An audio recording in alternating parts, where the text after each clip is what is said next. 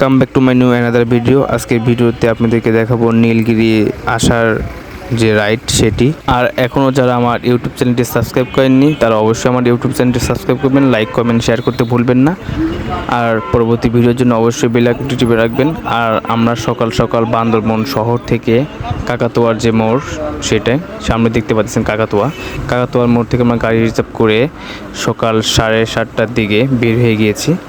যেহেতু আমরা সকাল সকাল বের হয়েছি, সেক্ষেত্রে রৌদ্রোজ্জ্বল মুহূর্তে বনগুলো অনেক সুন্দর লাগতেছে। পাহাড়ি জনপদ, মানব শূন্য, চারিপাশে যেদিকে তাকানো যায় শুধু পাহাড় আর পাহাড়, গাছ আর গাছ। প্রকৃতির ছোঁয়া আমাদেরকে মুগ্ধ করে তুলেছিল। যেহেতু আমরা সকাল 7:30টার দিকে রওনা দিয়েছি, আমরা একটি জিপ গাড়ি ভাড়া করেছিলাম, জাপানি ইঞ্জিন। গাড়িটি ভাড়া পড়েছিল 6,000 টাকা। গাড়িটি অনেক সুন্দর রাইড করেছিল। আর আমাদের ভবনের আজকে সাথে আছে প্রায় 8-9 জন। আমরা 2 গ্রুপে ভাগ হয়েছি। আমাদের আরেকটি গাড়ি, চাঁদের গাড়ি যেটি, সেটি খোলা ছাদের, সেটি চলে গিয়েছে সামনে। দেখতে পারতেছেন অনেক গাড়ি সকাল সকাল ব্যাক করতেছে, তারা আরও সকালে এসেছিল মনে হয়। আমরা এখান থেকে যাব নীলগিরি গিয়ে নীলগিরি ঘুরবো। এবং নীলগিরি যাওয়ার ক্ষেত্রে 6-7টি স্পট আমরা যাওয়ার সময় দেখব না, আসার সময় আমরা আস্তে আস্তে দেখতে দেখতে আসবো, সেই প্ল্যানিং করে আমাদের অগ্রসর হওয়া। আর সামনে চেকপোস্ট, এখানে চেকপোস্টে আমাদের নাম লিখে যে ভিতরে ঢুকতে হবে। আর এখানে আমরা নেমেছিলাম। নামার ক্ষেত্রে দেখতে পারলাম বনের মাঝখান দিয়ে একটি বিশাল নদী অবিরত বয়ে চলেছে। এদিকে শুধু পাহাড় আর পাহাড়, বান্দরবন পার্বত্য এলাকা। আর আমরা আমাদের চেকপোস্টের এন্ট্রি শেষ করে আবার রওনা দিয়েছি। এখানে আসলে আমরা অনেক চাকমা জনগোষ্ঠী যেগুলা জাতি আছে সেগুলোকে দেখতে পারবো। এবং ত্রিপুরা এখানে বেশি বসবাস করে বান্দরবনে। ত্রিপুরার জনসংখ্যা বেশি, চাকমা সহজাতির ত্রিপুরা গোষ্ঠী। মূলত বান্দরবন পার্বত্য এলাকায় আপনারা ত্রিপুরার সংখ্যায় বেশি দেখতে পারবেন। আর যেহেতু জঙ্গল, সেহেতু ওদের জনজীবন আসলে অনেক কষ্টসাধ্য। যাই হোক, প্রকৃতির সাথে ওরা মানিয়ে নিয়েছে, যেহেতু বহু বছর ধরে এখানে রয়েছে তারা। আর আমাদের ভ্রমণ রাইডের সাথে ছিল আনন্দ ভ্রমণ 2024। এখানে আপনার মোটর সাইকেল নিয়েও আসতে পারবেন। আর এটা হচ্ছে একটি ব্রিজ, দেখতে পাচ্ছেন পার্বত্য এলাকার ব্রিজগুলো কত হাড়ি করে তোলা হয়, লোহার করে তোলা হয়। আর সামনে যেটা দেখতে পাচ্ছেন সেটা হলো শৈলপ্রপাত। এখানে আমরা দাঁড়াবো না, শৈলপ্রপাত দেখার মতো আমাদের কিছু নেই, কারণ এখানে পানির পরিমাণ খুব কম। এই কারণে আমরা এখানে দাঁড়াবো না। গাড়ির থেকে অনেক কিছু দেখেছি, পানি নেই, ব্রিজের নিচে পানির পরিমাণ খুব কম। আর শৈলপ্রপাত পাওয়ার আগে একটি ব্রিজ পাবেন, তারপরে শৈলপ্রপাতের ব্রিজ, তারপরে শৈলপ্রপাত পার হওয়ার পর আরেকটি লোহার ব্রিজ দেখতে পারবেন, হার্ডিং ব্রিজ যেগুলো। আর এখানে অনেকেই মাহিন্দ্রা জিপ মোটরসাইকেল দিয়েও রাইড করতে পারে। আর যাদের নিজস্ব মোটরসাইকেল আছে তারা অবশ্যই চেকপোস্টে এন্ট্রি দিয়ে আপনারা ঢুকতে পারবেন, যদি আপনাদের ড্রাইভিং লাইসেন্স থাকে। আর বনের ওঠার ক্ষেত্রে অনেক বড় বড় পাহাড় দেখতে পেয়েছি কিছুক্ষণের মধ্যেই। প্রায় আমাদের ভ্রমণের 20 মিনিট হয়ে গিয়েছে।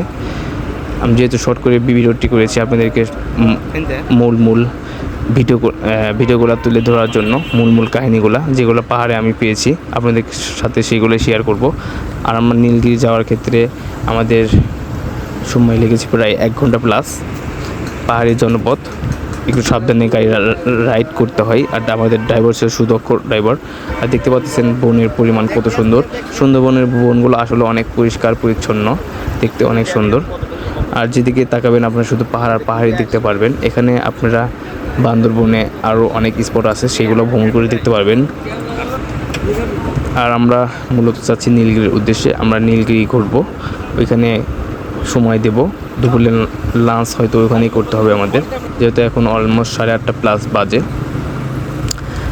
আর আমরা এখান থেকে যখন ব্যাক করব তখন নীলগিরি প্রবেশ করার বা নীলগিরি যাওয়ার পথে 6-7টি ভ্রমণ স্পট, সেইগুলো আমরা আসার সময় আস্তে আস্তে দেখে আসবো। আর দুই পাশে দেখতে পাচ্ছেন ত্রিপুরা জনগোষ্ঠীর ঘর বাড়ি।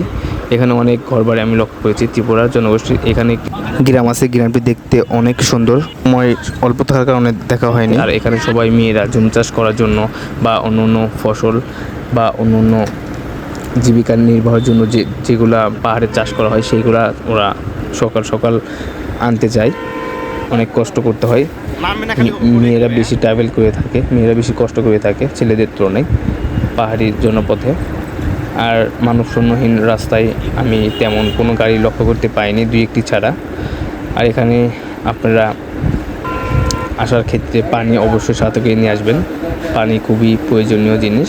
নীলগিরি যাওয়ার ক্ষেত্রে আপনারা ফার্স্টে দেখতে পারবেন শৈলপ্রপাত, যেটা আপনাদেরকে ভিডিওতে দেখিয়েছি। আরও অনেকগুলো স্পট আমরা পার করে এসেছি যেগুলো আপনাদেরকে দেখাতে পারিনি। শৈলপ্রপাতের পরে আপনারা পাবেন চিম্বুকের পরে পাবেন ডাবল হ্যান্ড ভিউ, তারপরে পাবেন টাইটানিক ভিউ, তারপরে আরও কিছু স্পট আছে। তারপরে আপনারা নীলগিরি পাবেন। নীলগিরি অলমোস্ট বান্দরবন থেকে প্রায় 70 কিলোমিটার। পাহাড়ের রাস্তার কারণে এই 70 কিলোমিটার পথ আসতে সময় লাগে প্রায় 2 ঘন্টা। এখন গাড়ির ইঞ্জিনের উপরে আপনার ডিপেন্ড করবে, ড্রাইভারের উপরে ডিপেন্ড করবে কতক্ষণ সময় লাগবে। বান্দরবনের পাহাড়গুলো অনেক উঁচা, আর বান্দরবনের রাস্তাগুলো এমনভাবে তৈরি করা, এখানে কোনো ঢালু রাস্তা পাবেন না, কিছুই পাবেন না, সরল পথ পাবেন। কিন্তু সরল পথগুলো আস্তে আস্তে উপরের দিকে ওঠে, আবার এই সরল পথটি আস্তে আস্তে নিচের দিকে অগ্রসর হয়, আবার উপরের দিকে ওঠে। কিন্তু খাড়া কোনো ঢাল পাবেন না এখানে। পথগুলো অনেক সুন্দর, পাহাড়ি পথ অনেক সুন্দর করে তৈরি করা হয়েছে। আর আপনারা দেখতে পাচ্ছেন অলরেডি আমরা অনেক পাহাড় পার দিয়ে চলে এসেছি, প্রায় 50 কিলোমিটার। এখন আমাদেরকে 20 কিলোমিটার সামনের দিকে অগ্রসর হতে হবে। আর বান্দরবনের পাহাড়গুলো অনেক স্বচ্ছ পরিষ্কার, উপর থেকে দেখা যাচ্ছে নিচে কি আছে না আছে, খুব সুন্দর দৃশ্য। আপনারা যারা আসবেন তারা নিজ চোখে প্রকৃতির অপরূপ সৌন্দর্যের মহিমা দেখতে পারবেন। আর আমরা কিছুক্ষণ রাইড করার পরে যেটি দেখেছি সেটি হচ্ছে বান্দরবন রোড সেকশনে কাজ করা হচ্ছে। এখানে পাহাড়ের যতটুকু অংশ কেটে রাস্তার প্রয়োজন ততটুকুই কাটা হচ্ছে, বেশি কাটা হচ্ছে না। আবার পাহাড়ের যে রাস্তার আর এখান দিয়ে রোডটি হবে হয়তো। আর পাহাড়ের মাটি অনেক হার্ডি, অনেক শক্ত, সেটি আপনারা লক্ষ্য করছেন, লাল মাটি অনেক শক্ত। আর বান্দরবন পার্বত্য জেলা আমাদের বাংলাদেশের মধ্যে অপার সৌন্দর্য বয়ে এনেছে, যেটি আপনাদেরকে এতক্ষণ আমি দেখেছি। সামনে আরও অনেক সৌন্দর্য আপনাদেরকে দেখাবো। পাহাড়ের রাস্তায় কাজগুলো আসলে অনেক সুদক্ষভাবে করা হয়। আর এখানে যতটুকু পাহাড় কাটা প্রয়োজন ততটুকুই কাটা হয়, একটু বেশিও কাটা হয় না। আবার পাহাড়ের যে অবশিষ্ট অংশ থাকে, সেটা অবশিষ্ট মাটি থাকে, সেগুলো আবার পাহাড়ের মতো উঁচা করে রেখে দেওয়া হয়। আর এটি হচ্ছে চিম্বুক পয়েন্ট। চিম্বুক পয়েন্টের প্রথমে আপনারা পেয়ে যাবেন চিম্বুক সূর্যোদয়, সূর্য অস্ত, 2টি পয়েন্ট। এটা দূরবর্তী, একটু কম বেশ হতে পারে। আর এখান থেকে আমরা সামনে গেলে পাবো আপনার ডাবল হ্যান্ড, যেটা ভিডিওতে বলেছি, ডাবল হ্যান্ড ভিউ পয়েন্ট। আর তারপরে আছে টাইটানিক ভিউ পয়েন্ট। আসলে এখানে ভিউ পয়েন্টগুলো অনেকই আছে, আপনারা যদি একটু সময় নিয়ে আসেন তাহলে প্রত্যেকটা ভিউ পয়েন্ট আপনারা সুন্দরভাবে ভিজিটিং করতে পারবেন। সুদূরে দেখা যাচ্ছে একটি পাহাড় বিশাল। আর এখানেও আবার আরেকটি গ্রাম পেয়ে গেলাম জনশূন্যহীন। এখন 10:30 প্লাস বাজে, তারপরও পাহাড়ের পার্বত্য এলাকায় অনেকেই হয়তো তারা পাহাড়ের যে কাজগুলা সেইগুলা করতে গিয়েছে, তাদের জীবিকা নির্বাহের ক্ষেত্রে যেগুলো প্রয়োজন সেগুলোর জন্য তারা সকাল সকাল অনেক ভোরেই বেরিয়ে যায়।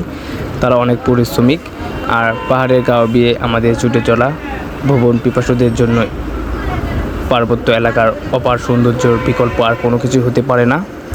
আর এটা একটি বাজার, সেটা আমরা লক্ষ্য করেছি, বড় একটি বাজার। হয়তো অনেকক্ষণ পরে একটি বাজার পেলাম, প্রায় 50-60 কিলোমিটার পরে। এখানে বাসও চলাচল করে, অনেকে এখান থেকে ঘুরতে যায় হয়তো। আর আমরা যেহেতু আজকে নীলগিরির উদ্দেশ্যে যাচ্ছি, অবশ্যই নীলগিরি অপার সৌন্দর্য আমাদের জন্য নিয়ে আসবে। কারণ নীলগিরি পয়েন্টটি এই আমাদের যে আজকে ভ্রমণ, সেই পয়েন্টের মধ্যে সবচেয়ে বড় একটি পাহাড়। নীলগিরি পাহাড় ছাড়াও এখানে রয়েছে কিউকাডোম পাহাড়। কিউকাডোম পাহাড়ের চেয়েও আরেকটি পাহাড় আছে, যেটি কিউকাডোমের থেকেও বড়। কিউকাডোম ঘুরতে আসলে আপনাদেরকে 1 দিন সময় নিয়ে আসতে হবে, কারণ এখানে যাওয়া আসাই লাগে প্রায় 1 দিন, আর থাকতে হবে 1 দিন। এই মিলে 2 দিনের জন্য আপনারা আসতে পারেন, রাত্রি যাপন করতে হবে কিউকাডোম পাহাড় গেলে। সেটি আমাদেরকে অবগত করেছে আমাদের ড্রাইভার ভাই। আরও কিউকাডম ছাড়াও আরও বড় পাহাড় আছে যেগুলো আপনারা ভিজিটিং করতে পারবেন। আর সামনে রয়েছে আমাদের চাঁদের গাড়ি, যেগুলো আমি বলেছিলাম আমরা 2টি গাড়ি নিয়েছি। সামনেরটিতে আমাদের লোকজন আছে এখানে, তারা ছাদ খোলা গাড়িতে আছে। গাড়িটি অনেক সুন্দরভাবেই রাইড করছে।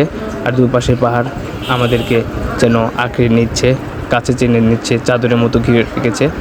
আর অনেকেই সকাল সকাল চলে গিয়েছে, আবার অনেকেই যাচ্ছে, আমরা যাচ্ছি। আর সুদূরে যে পাহাড়টি দেখতে পাচ্ছেন সেটাই নীলগিরির পয়েন্ট, আমরা সেই পয়েন্টে যাচ্ছি। আর নীলগিরি পয়েন্ট ছাড়াও আছে কিউকাডম, রোমা, থানচি, লামা, বোয়াংছড়ি, আরও অনেক পয়েন্ট যেগুলো আপনাদেরকে বান্দরবন অ্যাটমোস্ট প্রায় 10 দিন স্টে করতে হবে সবটি পয়েন্ট ঘুরতে গেলে, 10 দিনেরও বেশি প্রায়। আর আমরা একদিনের মধ্যে যতটুকু সম্ভব কভার করার চেষ্টা করছি। আমরা নীলগিরি সহ আরও প্রায় 7টা পয়েন্ট করব।